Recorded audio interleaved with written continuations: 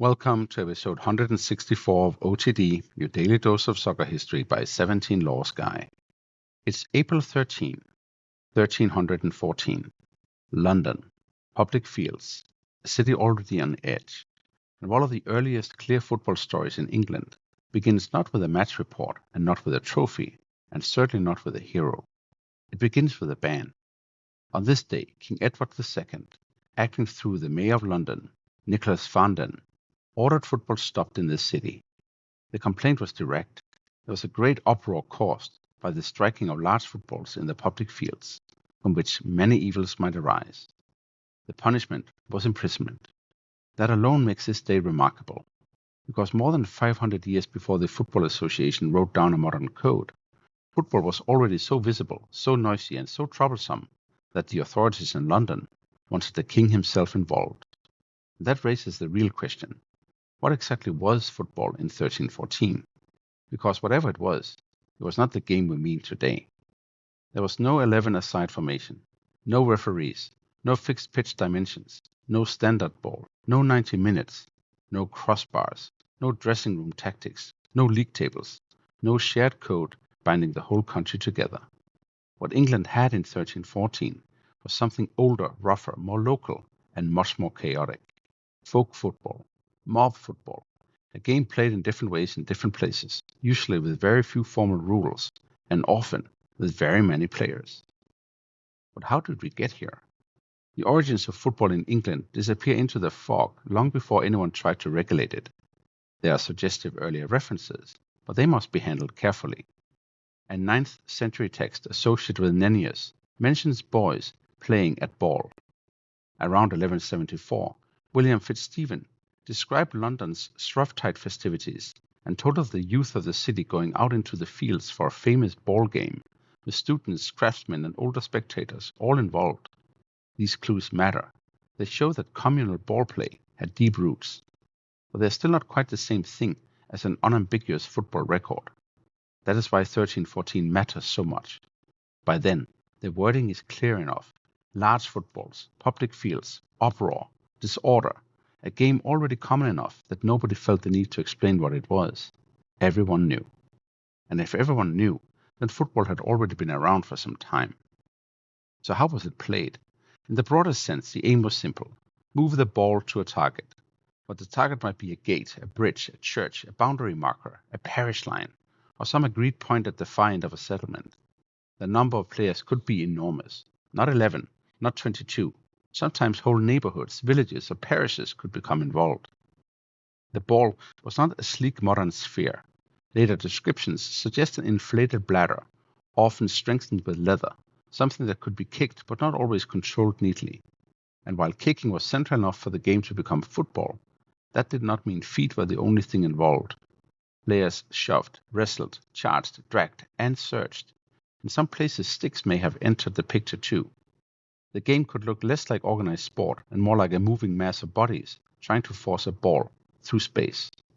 This was not football as geometry. This was football as momentum. And it was dangerous. That danger was not invented later by people trying to make medieval life sound brutal. It's already there, in the records. At 1280, at Oldham in Northumberland, Henry, son of William the Ellington, died after colliding with another player whose knife, hanging from his belt, pierced him through the sheath. In 1303, Adam of Salisbury, an Oxford student, was reported as having been seen playing ball in the high street before being fatally attacked. And then, in 1321, came one of the most famous early football-related incidents of all, the papal dispensation granted to William de Spalding, a canon in Norfolk, after a lay friend ran into the sheathed knife he was carrying while Spalding was kicking the ball. The injured man died within 6 days. Pause on that for a moment. These men were not changing into shorts, socks, and boots. They were playing in ordinary life, in ordinary clothing, carrying ordinary objects, including knives. Put a crowd of excited young men into a dense crush around a ball, remove formal rules, remove officials, add pride, force, and a holiday atmosphere, and you have exactly the sort of thing city authorities would fear. So why did the Mayor of London take this to the king? Well, because the timing mattered. Edward II was heading north for war in Scotland. Bannockburn, was a little more than 2 months away.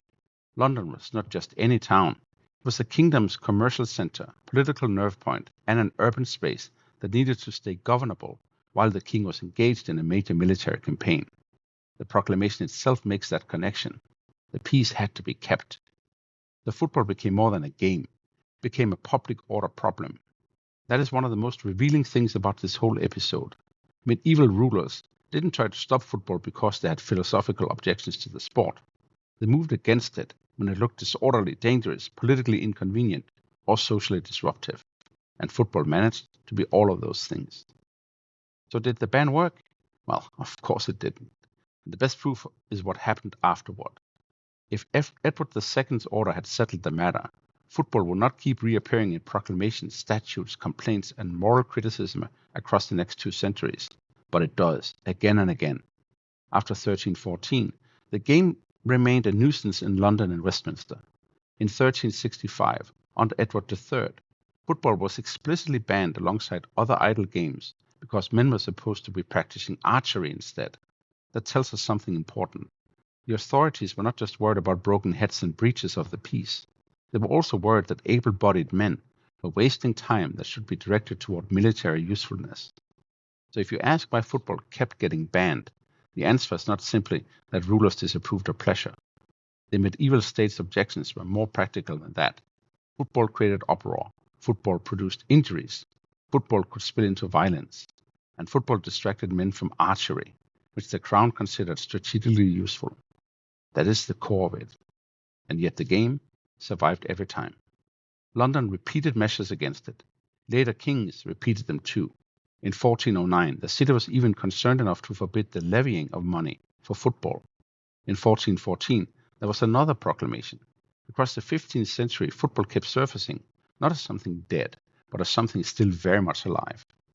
In fact, one of the most intriguing clues to that survival comes from the Brewers' Company of London in the early 1420s, where football players appear as a kind of fraternity hiring the hall. That is not club football in the modern sense, but is still revealing. It suggests that footballers were recognizable as a social group. The game had identity, it had continuity, it had enough life in it to organize around. That is why there was no neat moment when the ban was, quote-unquote, lifted. That is the wrong way to think about it. Football was not banned, then politely restored. It simply outlived the prohibitions. The laws came and went. The game remained. And over time, it changed. By the late 15th century, we get a precise description from a hostile observer. He calls the game abominable, common, undignified, and worthless. But in condemning it, he tells us a great deal. Young men propelled a huge ball along the ground with their feet. Boundaries had been marked. The game had started. Players were kicking in opposite directions. That is a remarkable glimpse. Still rough, still dangerous, still disliked by the better classes, but now recognizably structured in at least some places. And from there begins the very long arc toward modern football. The game persisted in local custom, holiday ritual, school life, and communal memory. Over the centuries, particular versions became more disciplined, numbers came down, space became more defined, rules became more explicit.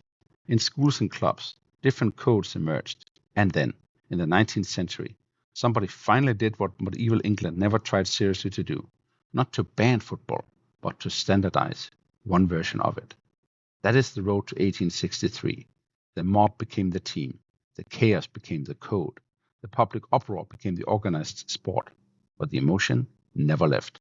That is why this story matters, because this 1314 ban shows us something fundamental. Football did not begin as a tidy invention. It began as a force in social life, something loud and physical and hard to control. The authorities recognized its power long before the administrators did. Before we go, 3 things to take away from April 13, 1314. First, this is one of the earliest clear, unambiguous English references to football, and it appears as a legal problem, not a sporting triumph. Second, medieval football was not primitive modern football. It was a different social creature altogether, communal, seasonal, improvised, violent, and often loosely controlled. And third, the repeated bans tell us not that football was weak, but that it was strong. Governments kept trying to suppress it because ordinary people kept insisting on playing it. On this day in 1314, King Edward II ordered football banned in London, and in doing so left one of the clearest earliest proof that the game was already too popular, too noisy, and too deeply rooted to be stopped. That is all for episode 164 of OTD, your daily dose of soccer history by 17 Laws Guy. If you enjoyed this episode, please follow the show, leave a 5-star rating, and share it with a football friend.